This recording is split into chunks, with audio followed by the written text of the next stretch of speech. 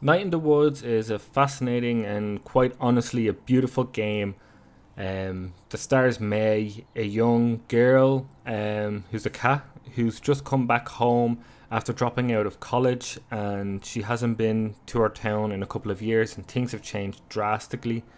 Like the big corporations are starting to take over the small places. There are some people still there from school, and it's about sort of, I don't know. It's a lot of it is dealing with maybe anxiety and depression, and accepting about life moving on, and maybe you not, or about sort of how things change and how you fundamentally in a lot of ways change with it, or how other people change, and about you dealing with how life just doesn't stop, and how you sort of sometimes put yourself up to a certain regard, and just things like that. It's a game that I would love to talk a lot more about in a different aspect than a review.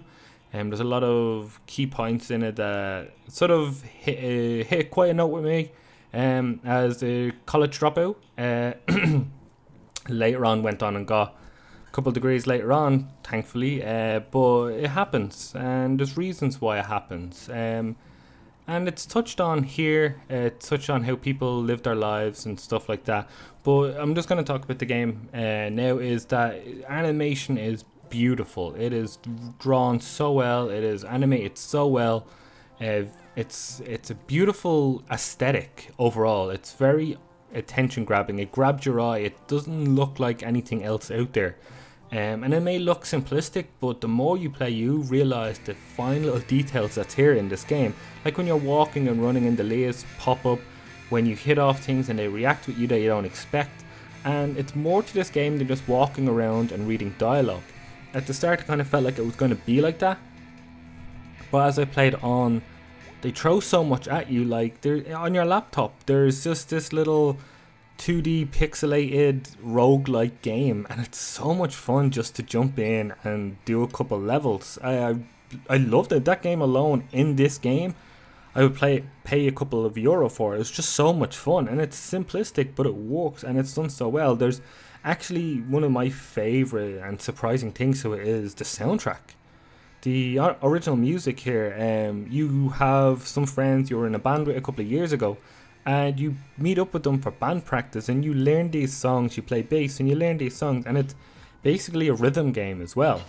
Um, and there's more to it than just those two little things: the 2D roguelite and the music rhythm game. But the music in it is so cool. It's really really good, and just how the different characters, every character feels so drastic and different, but also not unbelievable or unrelatable. There's aspects of every character you meet along the way and May's friends that you sort of see yourself, or maybe a close one or a friend or someone from back home in. It's written, like, to me, honestly, it's one of the best written games I've ever played. And you may not think that by looking at it, but playing through it and how the story progresses, how everything progresses, how characters develop.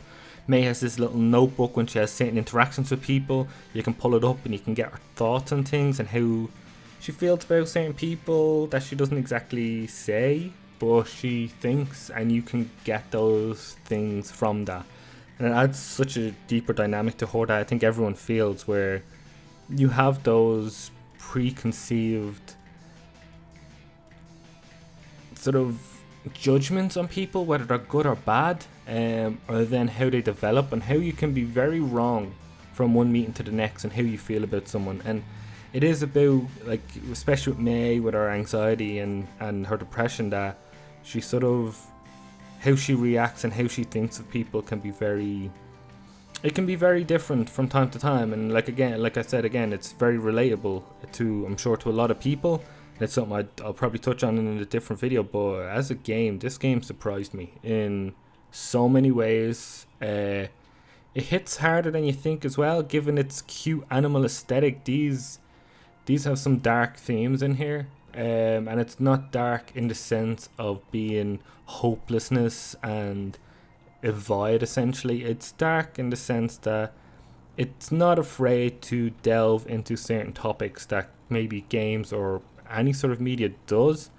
But yeah, if you're interested in a really well told story about being a young adult or just dealing with life in general, Night in the Woods is, I honestly cannot recommend it enough.